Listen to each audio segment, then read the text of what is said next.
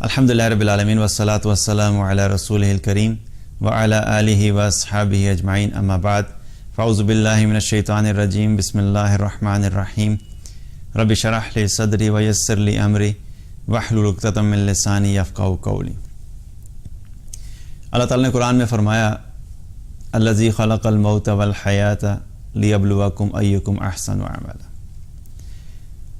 زندگی اور موت کا جو نظام اللہ نے بنایا اس کا مقصد کیا بیان فرمایا کہ میں یہ دیکھنا چاہتا ہوں کہ تم میں سے کون احسن عمل کر کے واپس آتا ہے۔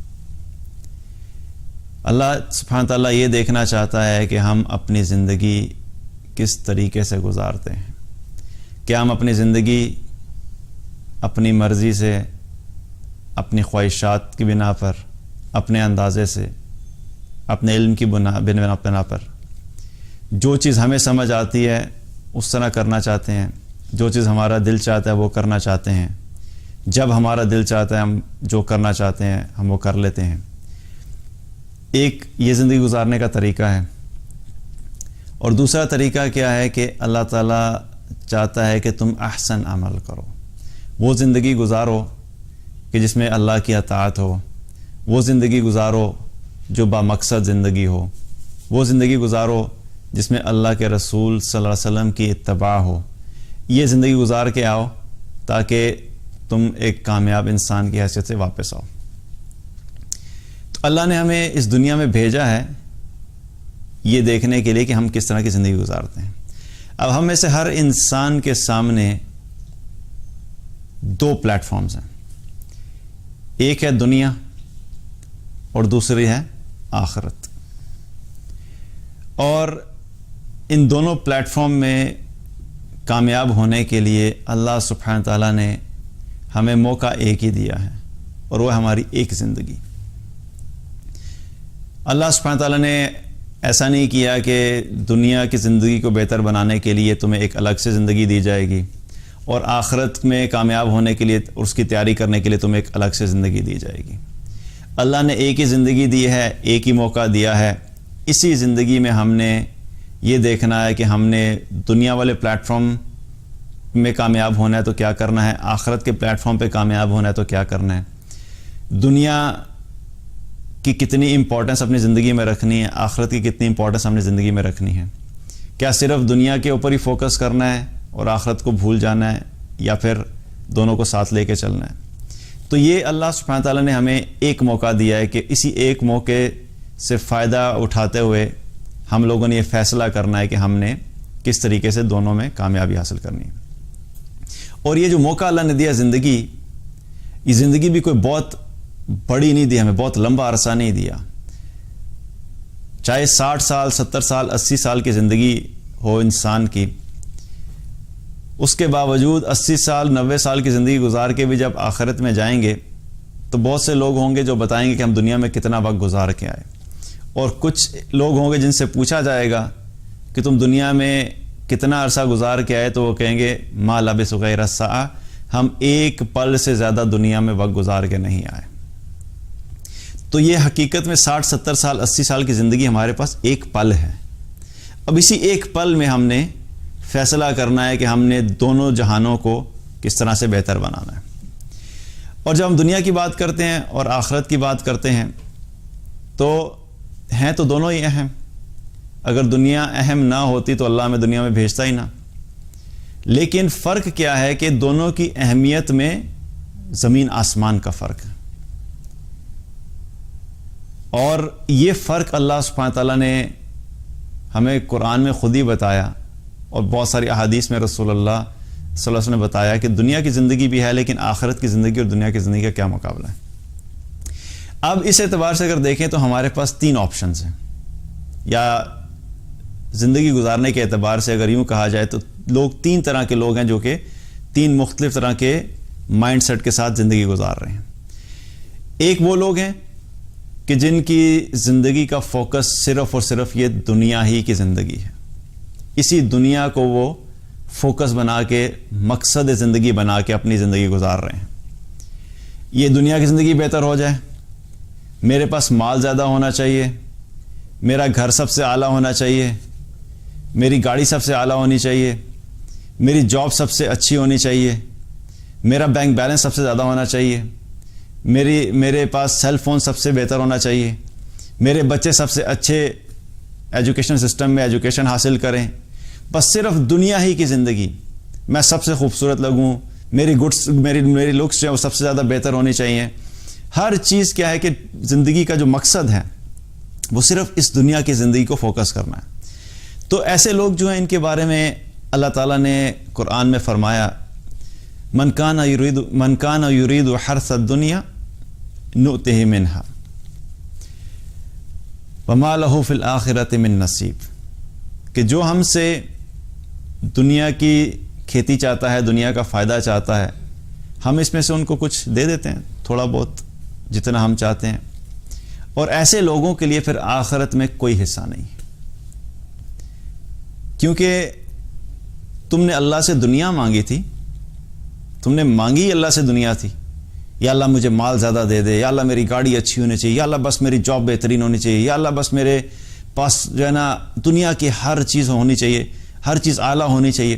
مانگی تم نے اللہ سے دنیا تھی، تو اللہ تعالیٰ کہتا ہے ٹھیک ہے ہم دے دیتے ہیں، لیکن اتنی نہیں دیں گے جتنی تم مانگو گے، ملے گی پھر بھی تمہیں اتنی جتنی اللہ چاہے گا.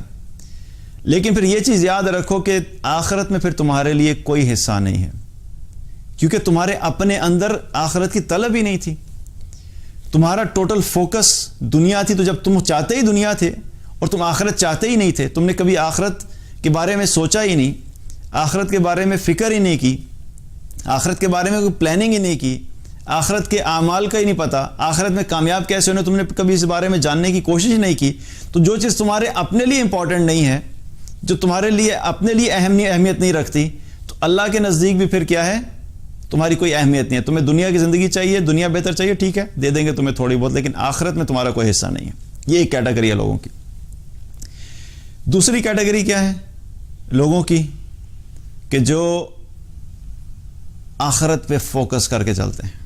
وہ رہتے اسی دنیا میں ہیں، زندگی وہ بھی ادھر ہی گزار رہے ہوتے ہیں، وہ بھی کھانا کھاتے ہیں، ان کے ساتھ بھی پیٹ لگا ہوا ہے، ان کی وہی اولاد ہوتی ہے، وہ بھی اپنی زندگی گزارنے کے لیے کچھ نہ کچھ کمائی کرتے ہیں. لیکن ان کا فوکس کیا ہوتا ہے، ان کا آبجیکٹو کیا ہوتا ہے، ان کا مقصد کیا ہوتا ہے کہ آخرت کی زندگی کسی طرح بہتر ہو جائے. دنیا میں اونچ نیچ ہوگی کوئی بات نہیں، لیکن میری آخرت کی زندگی بہتر ہونی چاہیے، آخرت میرے ہاتھ سے نہیں جانی چاہیے، کوئی ایسا عمل نہیں ہو کہ میری آخرت خراب ہو جائے، میری آخرت برباد ہو جائے. ان کا ٹوٹل فوکس کیا ہوتا ہے، آخرت کی زندگی کے اوپر. اور وہ ہر وقت اسی فکر میں لگے رہتے ہیں کہ میں نے کون سا ایسا عمل کروں کہ میرا آخرت کا درجہ بڑھ جائے، کون سا ایسا عمل کروں کہ میری مغفرت ہو جائے، کون سا ایسا عمل کروں کہ میرا رب مجھ سے راضی ہو جائے، کون سا ایسا عمل کروں کہ میں قبر میں کامیاب ہو جاؤں، کون سا ایسا عمل کروں کہ میں قیامت والے دن مجھے عرش کا سایہ نصیب ہو جائے. ان کا ٹوٹل فوکس کیا ہے، آخرت کے اوپر ہے. لیکن رہتے وہ بھی اسی دنیا میں، کیونکہ تیاری تو آخرت کے لیے اسی دنیا میں رہ کے کرنی ہے. تیسری کیٹیگری لوگوں کی وہ ہے جو مکسڈ ہے، جو کبھی دنیا کی طرف، کبھی آخرت کی طرف، کبھی دنیا میں پھنس جاتے ہیں، پھر تھوڑا سا نکلتے ہیں، پھر آخرت کو فوکس کرتے ہیں، پھر دنیا میں آ جاتے ہیں. دنیا آخرت دونوں میں میری طرح کے لوگ جو مکس چل رہے ہیں. تو ایسے لوگوں کے لیے اللہ تعالیٰ نے کیا فرمایا، وَمَن يُرِدْ ثَوَابَ الدُّنْيَا نُؤْتِهِ مِنْهَا وَمَن يُرِدْ ثَوَابَ الْآخِرَةِ نُؤْتِهِ مِنْهَا وَسَنَجْزِي الشَّاكِرِينَ. جو ہم سے دنیا چاہتا ہے ہم اسے دنیا میں سے کچھ دے دیتے ہیں، اور جو ہم سے آخرت چاہتا ہے ہم اسے آخرت میں سے کچھ دے دیتے ہیں، اور ان قریب ہم شکر گزاروں کو بڑا اجر عطا کریں گے. تو یہ کیا ہے کہ دنیا بھی اور آخرت بھی، ہم لوگوں کو یہ فیصلہ کرنا ہے کہ ہم کس طرح کی زندگی گزارنا چاہتے ہیں. اب مسئلہ کیا ہوتا ہے کہ جب ہم دنیا اور آخرت کا کمپیریزن کرتے ہیں تو ہمیں دنیا سے ریلیٹڈ جتنی بھی کیلکولیشنز ہوتی ہیں وہ ہمیں بڑی سمجھ آتی ہیں، اور دنیا کے جتنے بھی فائدے ہیں ان کو ہم حاصل کرنے کے لیے کچھ بھی کرنے کے لیے تیار ہوتے ہیں. لیکن آخرت کی جب ہم بات کرتے ہیں تو ہمارے دماغوں پہ ایسے پردہ پڑ جاتا ہے کہ جس طرح ہمیں سمجھ کچھ نہیں آتی. مثال کے طور پہ میں آپ سے اگر یہ کہوں کہ آپ کو میں 3 آپشنز دیتا ہوں فائدہ حاصل کرنے کے لیے، دنیا میں جو ہے فائدہ حاصل کرنے کے لیے. ایک اپرچونٹی ہے کہ آپ اس میں انویسٹ کریں، آپ کو شروع میں 1 لاکھ روپیہ ملے گا، لیکن اس کے بعد آپ کو کچھ نہیں ملے گا. یہ آپ کے پاس آپشن نمبر 1 ہے. آپشن نمبر 2 یہ ہے کہ آپ انویسٹ کریں, آپ کو شروع میں کچھ نہیں ملے گا, لیکن آگے جا کے آپ کو 1 کروڑ روپیہ ملے گا, 1 کروڑ روپے کا فائدہ ہوگا. یہ آپ کا آپشن نمبر 2 ہے. آپشن نمبر 3 یہ ہے کہ آپ انویسٹ کریں گے تو شروع میں آپ کو 1 لاکھ روپیہ بھی ملے گا اور آگے جا کے 1 کروڑ روپیہ بھی ملے گا. تو کون سی آپشن سب سے بہتر ہے؟ First, second, third option, right. کوئی بھی انسان کہے گا کہ obviously تیسری آپشن بہتر ہے, کیونکہ اس میں 1 لاکھ بھی مل رہا ہے اور آگے جا کے 1 کروڑ بھی مل رہا ہے. لیکن جب ہم, اور یہ چیز ایسی ہے کہ یہ جب آپ سوال کریں گے نا, تو ایسا شخص جس کو کچھ بھی نہیں پتا, وہ دنیا کا جاہل ترین انسان بھی ہوگا نا, وہ بھی یہ جواب دے دے گا, ہاں جی یہ بالکل بہتر ہے کہ مجھے 1 لاکھ روپے کا بھی فائدہ ہو اور 1 کروڑ کا بھی فائدہ ہو, مجھے یہ بہتر آپشن نظر آ رہی ہے. لیکن جو ہی ہم آخرت کی بات کرتے ہیں تو اس وقت ہمارا کیا ہوتا ہے کہ اس وقت ہمارے لیے یہ ساری کیلکولیشن آؤٹ ہو جاتی ہیں. دنیا اور آخرت کی ایگزامپل ایسے ہی ہے کہ اللہ سبحانہ تعالیٰ نے ہمیں جو دین دیا ہے, اس دین میں اللہ نے ہمارے لیے دنیا کے بھی کچھ فائدے رکھے ہیں, لیکن وہ فائدے آخرت کے مقابلے میں تھوڑے ہیں. وہ 1 لاکھ روپیہ ہے, اور پھر آخرت کا فائدہ اگر ہم دیکھیں تو 1 کروڑ روپیہ ہے. اب ہمارا مسئلہ کیا ہوتا ہے کہ ہم 1 لاکھ روپیہ حاصل کرنے کے لیے 1 کروڑ روپے کو کمپرومائز کر دیتے ہیں آخرت کے اعتبار سے, کیونکہ ہمارے نظر میں یوں لگتا ہے کہ 1 لاکھ روپے زیادہ بہتر ہے, جبکہ اللہ سبحانہ تعالیٰ میں یہ اپرچونٹی دے رہا ہے کہ تم 1 لاکھ بھی رکھو اور 1 کروڑ بھی کماؤ, لیکن تم اس 1 لاکھ کی خاطر اپنا 1 کروڑ کیوں ضائع کرتے ہو؟ لیکن اکثریت انسانوں کی جو زندگی گزار رہی ہے وہ بالکل ایک شارٹ ٹرم بینیفٹ کے اعتبار سے وہ زندگی گزارتے ہیں کہ بس دنیا میں کسی طریقے سے ہمیں فائدہ حاصل ہو جائے, آخرت کا فائدہ ملتا ہے یا نہ ملے, اور دنیا کے فائدے کو حاصل کرنے کے لیے اپنی آخرت کو کمپرومائز کرنے کے لیے فوراً تیار ہو جاتے ہیں. مال حاصل کرنا ہے کسی طریقے سے بھی آنا چاہیے, چاہے حلال طریقے سے آئے, چاہے حرام طریقے سے آئے, چاہے رشوت کے ذریعے سے آئے, چاہے سود کے ذریعے سے آئے, چاہے کسی کا حق مار کے آئے, چاہے کسی سے پیسے لے کے اس کے پیسے لے کے بھاگ جانے سے آئے, چاہے کسی کا قرض لے کے اس کو واپس نہ کرنے سے آئے, بس مجھے مال چاہیے ہے, کسی طریقے سے بھی آنا چاہیے. لیکن اس آنے کے مقابلے میں اگر حلال ہے تو پھر تو ٹھیک ہے الحمدللہ, لیکن حرام طریقے سے جب مال کمایا جاتا ہے تو اس کے بدلے میں ہم حقیقت میں کچھ نہ کچھ لوز کر رہے ہوتے ہیں. جب ہم حرام طریقے سے مال کمانے کی کوئی شخص پلاننگ کرتا ہے یا کماتا ہے تو وہ آخرت کا نقصان کر رہا ہوتا ہے, لیکن اس کو نظر نہیں آ رہا ہوتا کہ وہ آخرت کا کیا نقصان کر رہا ہے. اس کو دنیا کا چھوٹا سا فائدہ نظر آ رہا ہوتا ہے, لیکن آخرت کا بہت بڑا فائدہ اس کے ہاتھ سے جو جا رہا ہے اس کو وہ نظر نہیں آ رہا ہوتا.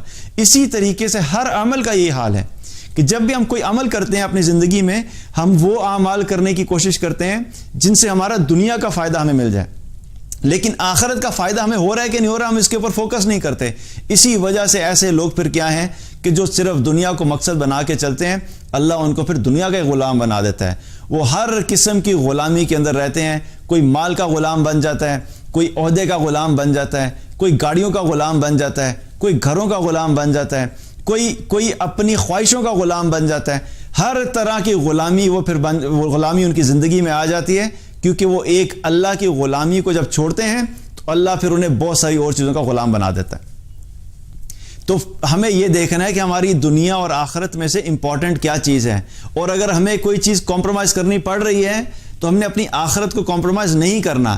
فرق یہ ہوتا ہے کہ ظاہر ہے چونکہ ہمارے دلوں میں دنیا کی محبت اتنی زیادہ ہے اسی لیے ہم اپنی دنیا کا نقصان برداشت نہیں کر سکتے.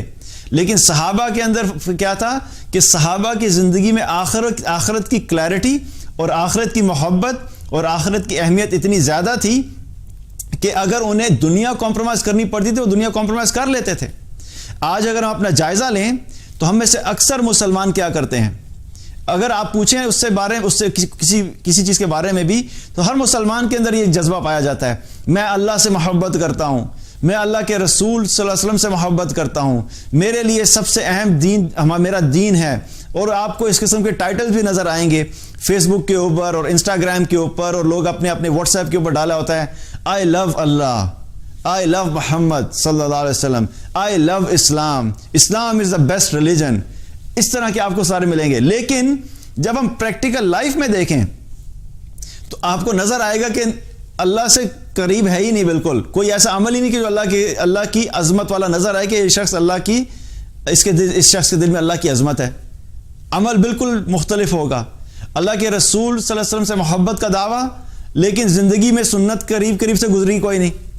اسلام از دا بیسٹ ریلیجن، لیکن مسلمان ہو کے اسلام کے مطابق زندگی گزارنے کے لیے تیار نہیں. تو کیا ہے کہ ہم لوگ سمجھتے ہیں کہ ہمارے اندر اللہ، یہ جو ہے دین کی محبت ہے، اللہ کی محبت ہے، اللہ کے رسول صلی اللہ علیہ وسلم کی محبت ہے، لیکن ہمارا عمل اس چیز کی تصدیق نہیں کرتا.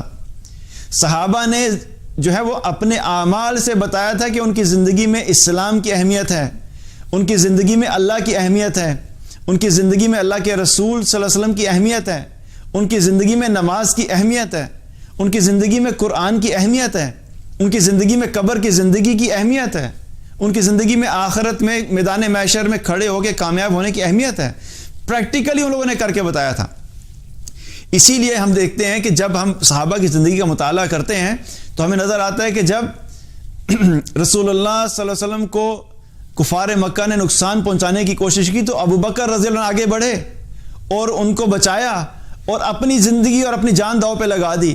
اور ابو بکر رضی اللہ عنہ کو اتنا مارا گیا کہ ان کا چہرہ جو تھا اتنا سوج گیا تھا کہ یہ نہیں پتہ لگتا تھا کہ ناک شروع کہاں سے ہو رہا ہے اور ختم کہاں پہ ہو رہا ہے. اور ٹیکنیکلی لوگوں نے اپنی طرف سے ان کو مار ہی دیا تھا. وہ تو ان کے اپنے قبیلے کے کچھ لوگ آگے بڑھے اور انہیں ان کو اٹھایا، چادر میں ڈالا، اٹھا کے وہاں سے لے کر نکلے. لیکن جو ہی ہوش آئی شام میں تو پہلا سوال کیا کیا؟ محمد صلی اللہ علیہ وسلم کے بارے میں پہلے مجھے بتاؤ کہ ان کا کیا حال ہے. لوگوں نے کہا کہ آپ کچھ کھا لیجئے، کچھ پی لیجئے. انہوں نے کہا اللہ کی قسم میں اپنے منہ میں ایک لقمہ اس وقت تک نہیں ڈالوں گا جب تک کہ تم لوگ مجھے یہ نہ بتا دو کہ رسول اللہ صلی اللہ علیہ وسلم کا کیا حال ہے. اور خود جا کے جب تک اسی حال میں ہل بھی نہیں سکتے تھے، تکلیف کی حالت میں تھے، لیکن جب تک اپنی آنکھوں سے جا کے دیکھ نہیں لیا کہ رسول اللہ صلی اللہ علیہ وسلم خیریت سے ہیں، تب تک انہیں سکون نہیں آیا. یہ کس وجہ سے تھا؟ یہ ان کے دل میں محبت تھی، اور جب دل میں محبت تھی تو انہوں نے پھر کر کے دکھایا کہ میرے ہوتے ہوئے رسول اللہ صلی اللہ علیہ وسلم کو رسول اللہ صلی اللہ علیہ وسلم کے تم لوگ دیکھ ایک آنکھ اٹھا کر بھی نہیں دیکھ سکتے جب تک میں موجود ہوں. یہ محبت تھی، پریکٹیکلی انہوں نے کر کے بتایا. نماز کی محبت جب دل میں آتی ہے تو پھر کیا ہوتا ہے؟ عباد بن بشیر رضی اللہ عنہ سفر کی حالت میں واپس آ رہے ہیں. رسول اللہ صلی اللہ علیہ وسلم نے رات کے وقت 2 صحابہ کی ذمہ داری لگا دی کہ آپ نے پہرا دینا ہے. ان میں سے ایک تھے عباد بن بشیر رضی اللہ عنہ. جب وہ پہرا دے رہے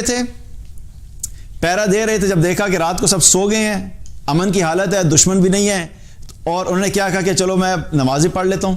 نماز پڑھنے کے لیے کھڑے ہوئے، اللہ اکبر کیا، نماز پڑھنے کے لیے کھڑے ہوئے سورہ کہف پڑھنا شروع کی. جب دشمن نے دیکھا کہ ایک شخص کھڑا ہے اور وہ نماز پڑھ رہا ہے، انہوں نے تیر چلا دیے. جب انہوں نے تیر چلایا تو ان کو آ کے لگا، لیکن انہوں نے نماز نہیں توڑی، اپنی نماز کنٹینیو رکھی. دوسرا تیر چلایا دشمن نے، دوسرا تیر بھی آ کے لگا، لیکن نماز نہیں توڑی اپنی. تیسرا تیر چلایا، تیسرا تیر بھی آ کے لگا. جب تیسرا تیر لگا تو پھر انہوں نے اپنی نماز کو مختصر کیا، سلام پھیرا اور اپنے ساتھی کو اٹھایا. اور جب انہوں نے اپنے ساتھی کو اٹھایا تو ان کے ساتھی نے کہا کہ آپ نے پہلے تیر پہ کیوں نہیں اٹھایا مجھے؟ تو کہنے لگے اللہ کی قسم اگر مجھے اس چیز کی فکر نہ ہوتی کہ رسول اللہ صلی اللہ علیہ وسلم نے مجھے جو ذمہ داری دی ہے پہرا دینے کی، میں اس ذمہ داری میں غفلت کروں گا تو میں نماز میں کھڑا رہتا یہاں تک کہ دشمن جتنے مرضی تیر چلا دیتا. آج ہم دیکھیں ہمارے اندر نماز کی کون سی محبت ہے. ہم کہتے تو ہیں جی نماز بہت اچھی چیز ہے، نماز پڑھنی چاہیے، اور نماز کے بارے میں مسلمان بات بھی کرتے ہیں، لیکن ہم اپنی نمازوں کے حالات دیکھیں. کیا واقعی ہمارے دل میں نماز کی اتنی اہمیت ہے؟ جن کے دل میں اہمیت تھی انہوں نے پریکٹیکلی کر کے دکھایا. آج ہمیں اپنے حالات اپنے جائزہ لینا چاہیے کہ کیا ہمارے دل میں واقعی نماز کی اتنی اہمیت ہے. اسی طریقے سے اسلام کی اہمیت کی ہم بات کرتے ہیں. ہم کہتے ہیں جی اسلام کے لیے ہم کچھ بھی کرنے کے لیے تیار ہیں، لیکن اگر اعمال دیکھیں تو اسلام کا کوئی عمل ہماری زندگی میں نظر ہی نہیں آتا. اور اسلام کی خاطر، ایمان کی خاطر، اپنے ایمان کو بچانے کے لیے، اپنے ایمان پہ قائم رہنے کے لیے صحابہ کو اگر اپنے مال کی قربانی دینی پڑی تو انہوں نے اپنا مال قربان کیا. اگر انہیں اپنے وقت کی قربانی دینی پڑی تو انہوں نے اپنا وقت قربان کیا. اگر انہیں اپنی جان کی قربانی دینی پڑی انہوں نے اپنی جان قربان کی. انہیں اگر اپنا شہر چھوڑنا پڑا انہوں نے اپنا شہر چھوڑا. انہیں اپنے گھر والے چھوڑنے پڑے انہوں نے اپنا گھر والوں کو چھوڑا. لیکن انہوں نے قربانی کر کے دکھائی، انہوں نے اپنے عمل سے یہ چیز کر کے دکھائی کہ واقعی ہمارا ایمان ہمارے لیے کتنا اہم ہے. خباب بن ارد رضی اللہ عنہ وہ غلام تھے. ان کی جو مالکہ تھی ایک عورت تھی، ان کی مالکہ تھی. جب مسلمان ہوئے اور جو ہی مسلمان ہوئے اور ان کو پتہ لگا کہ یہ مسلمان ہو گئے ہیں تو ان کے اوپر ظلم ڈالنا شروع کر دیا اور ان کو طرح طرح کی اذیتیں دیا کرتے تھے. کیا کیا کرتے تھے؟ کیونکہ یہ لوہار تھے اور تلواریں بڑی اچھی بنایا کرتے تھے. ان کے ساتھ کیا کیا کرتے تھے کہ ان پہ جب ظلم ڈھانا شروع کیا مشرکین مکہ نے، ان کو تپتی دھوپ میں لے جا کر ان کے کپڑے اتار کے ان کو لوہے کی ذرہ پہنا دیا کرتے تھے. اب آپ ذرا امیجن کریں 45 ڈگریز 50 ڈگری سینٹی گریڈ آج بھی ہوتا ہے یہاں پہ مڈل ایسٹ کے اندر، اکثر جگہوں پہ ٹیمپریچر 40 45 50 ڈگری تک جاتا ہے. 45 50 ڈگری سینٹی گریڈ کے اندر اگر گاڑی کھڑی ہوتی ہے نا، تو گاڑی کھڑی ہوتی ہے تو کئی دفعہ اس کا جو بونٹ ہوتا ہے وہ اتنا تپ جاتا ہے کہ اس کے اوپر اگر آپ انڈا توڑ کے ڈالیں گے نا تو انڈا جو ہے اس کے اوپر فرائی ہونا شروع ہو جائے گا، اتنا گرم ہوتا ہے اور اس کے اوپر ہاتھ نہیں رکھا جاتا. اس گرمی میں ان کو لوہے کی ذرہ پہنا دی جاتی تھی. اب لوہے کی ذرہ کا کیا ہوتا ہے؟ لوہا فوراً ہی گرم ہوتا، لیکن آہستہ آہستہ جب وہ گرم ہوتا ہے تو کیا ہے، کہاں پہ ٹچ ہو رہا ہے؟ سکن کے ساتھ ٹچ ہو رہا ہے. گرم ذرہ جو ہے جب جسم پہ لگتی تھی تو انہیں تکلیف ہوتی تھی، نہ ان کو پانی دیا جاتا تھا اور انہیں اسی حال میں کھڑا رکھا جاتا تھا اور کہا جاتا تھا کہ تم جو بے دین ہو گئے ہو، تم نے دین چھوڑ دیا ہے، تم جو ہے اسلام میں داخل ہو گئے، تم اپنے باپ دادا کے دین سے ہٹ گئے ہو، تم اسلام کو چھوڑ دو. تو وہ کیا کہتے تھے کہ نہیں، میں اسلام کو نہیں چھوڑوں گا. اللہ تعالیٰ نے جو ہے اللہ کے رسول صلی اللہ علیہ وسلم کو ہمارے لیے ہدایت بنا کے بھیجا اور میں ایک اللہ کی بندگی کروں گا، میں اس دین کو نہیں چھوڑوں گا. پھر وہ کہتے تھے کہ تمہارا جو ہے وہ لات اور عزا کے بارے میں کیا خیال ہے، جو ان کے دو بت تھے.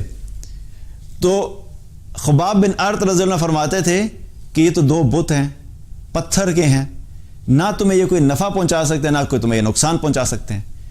تو he was very clear about it کہ ایمان جب ایک دفعہ اللہ پہ ایمان کر لیا، ایمان لے آئے اور اللہ کی وحدانیت کو مان لیا، اب تم نے جو کرنا ہے کرو، میں ایسے نہیں ہٹوں گا.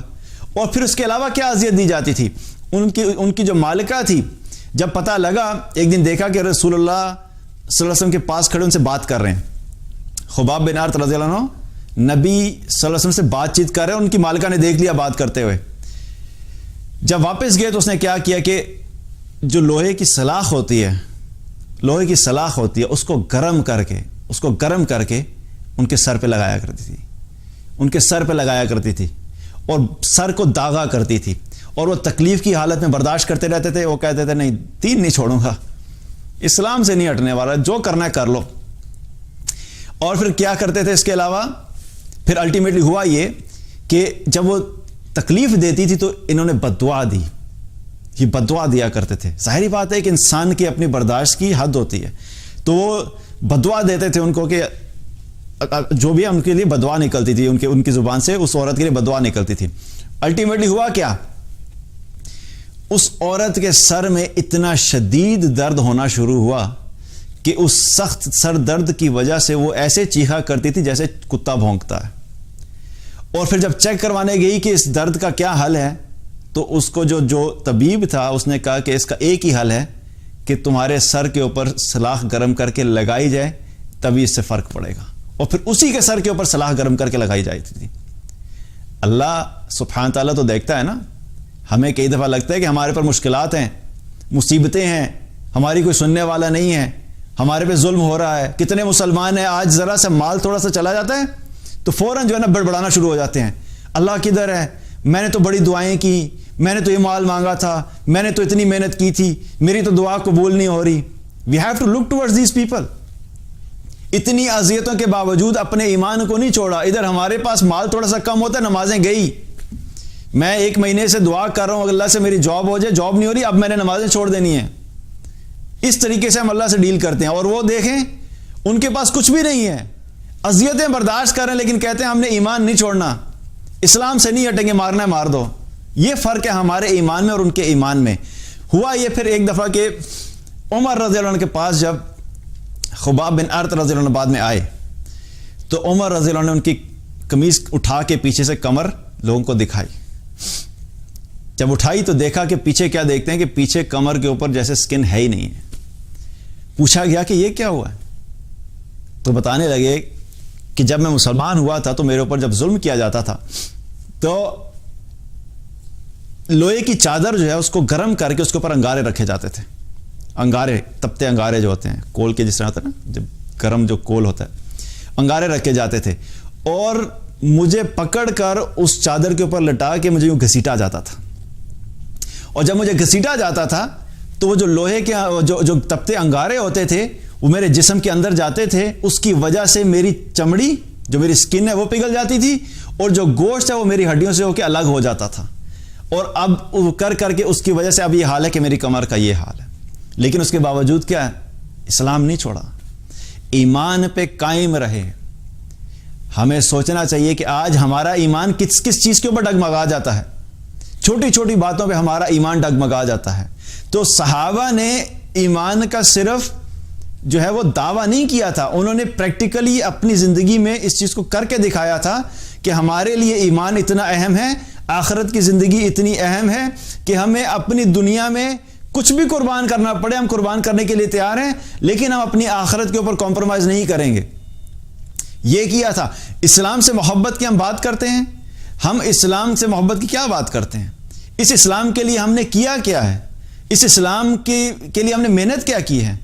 نہ ہم اس دین کا علم سیکھنے کے لیے تیار، نہ اس دین کو دوسروں تک پہنچانے کے لیے تیار، نہ ہم قرآن پڑھنے کے لیے تیار، نہ ہم اپنی دنیا کی زندگی میں سے کوئی بھی چیز کمپرومائز کرنے کے لیے تیار۔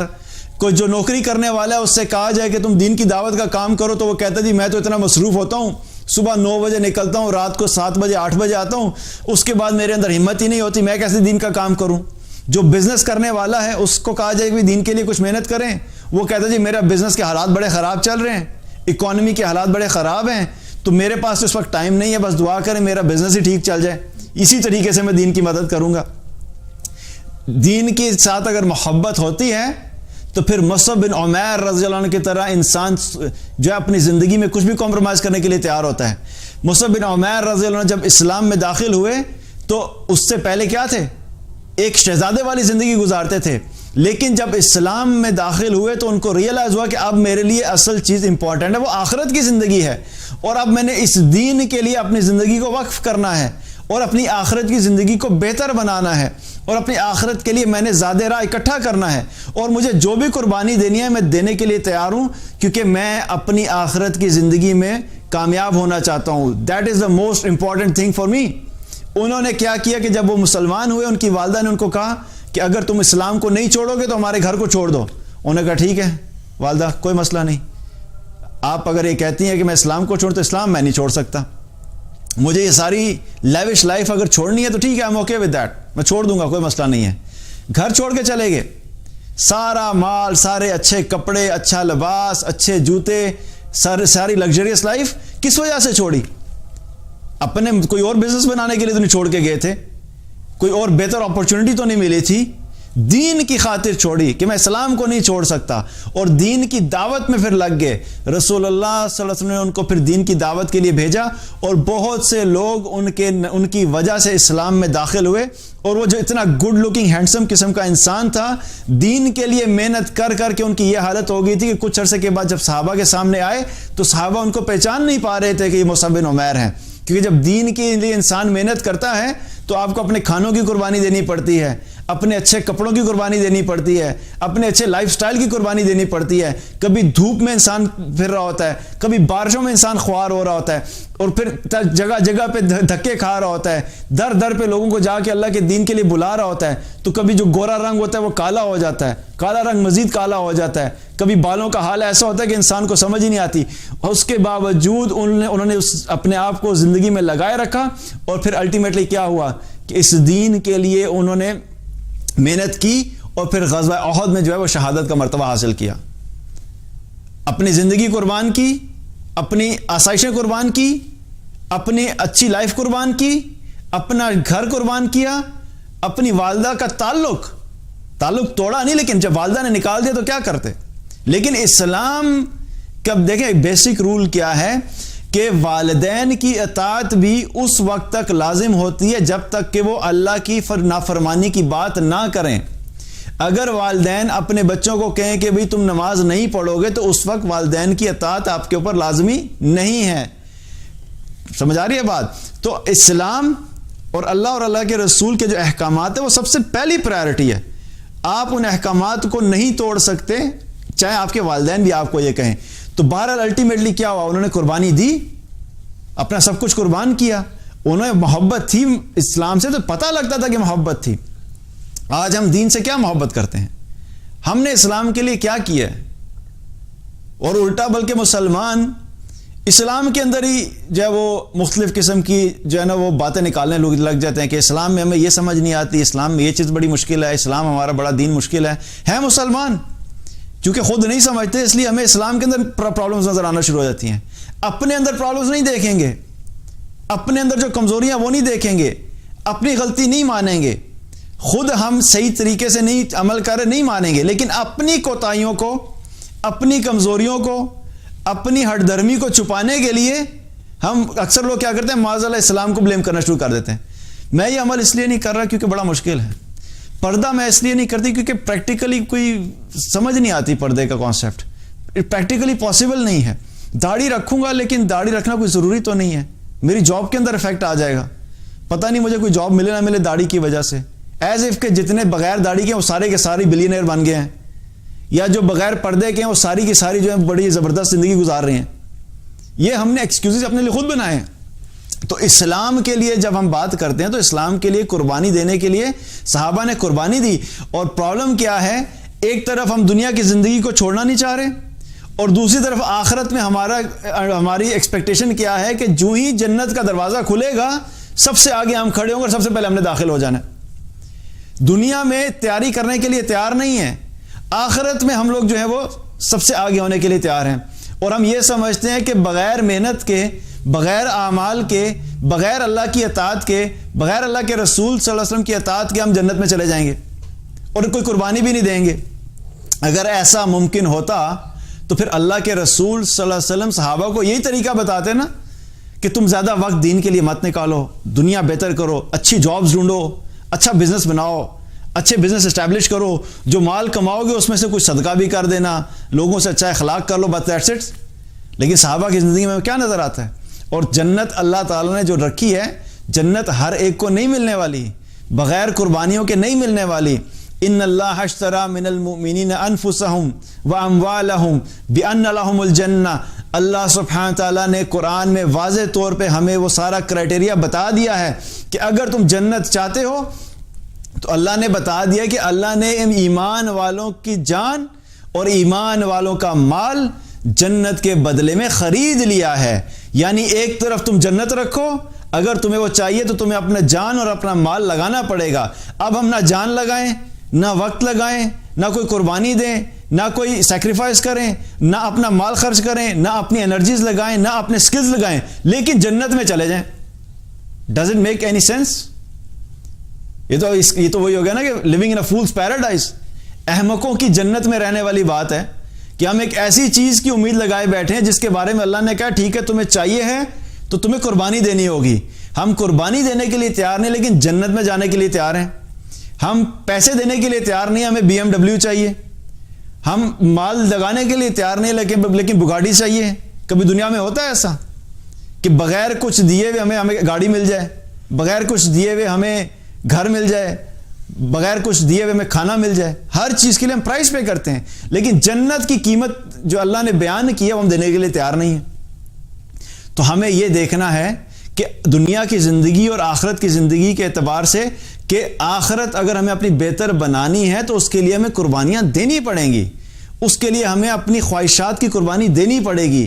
اگر ہم نہیں دیں گے قربانی تو پھر ہم یہ ایکسپیکٹیشن نہیں رکھ سکتے کہ ہم جنت کے اعلیٰ مقام حاصل کر سکیں یا جنت میں بھی داخل ہو سکیں گے, کیونکہ صحابہ کو اس چیز کی سمجھ تھی اور انہوں نے پریکٹیکلی کر کے دکھایا. اور ہمارے لیے بھی وہی قانون ہے. ہم کوئی بہت خوبصورت نہیں ہے کہ اللہ نے ہمارے لیے قانون تبدیل کر دیا کہ صحابہ تو جو ہے اپنے گھر بھی چھوڑیں, اپنے شہر بھی چھوڑیں, اپنا مال بھی قربان کریں, اذیتیں بھی برداشت کریں, لوگوں کی باتیں بھی برداشت کریں, لوگوں کی ماریں بھی کھائیں اور اپنی زندگیاں بھی اللہ کی راہ میں لگا دیں اور وہ تو چلے جائیں جنت میں, اور ہم ان میں سے کچھ بھی نہ کریں اور ہم بھی چلے جائیں جنت میں. تو اس چیز میں ہمیں کیا ہے کہ ہمیں اپنے آپ کو اس دھوکے سے نکالنا ہے. اگر آخرت میں کامیابی چاہیے تو ہمیں آخرت کو اتنی امپورٹنس دینی ہوگی جتنی امپورٹنس ہے, اور آخرت کی کامیابی چاہیے تو ہمیں آخرت کے لیے اتنی محنت کرنی پڑے گی جتنی آخرت کو بہتر بنانے کے لیے محنت کرنے کی ضرورت ہے. اور اگر ہم یہ نہیں کرتے تو پھر ایکسپیکٹیشن تو ہو سکتی ہے، امید تو ہو سکتی ہے، لیکن اللہ کا جو قانون ہے اس کے مطابق جنت اس طرح اسٹریٹ فارورڈ سیدھے طریقے سے نہیں مل سکتی.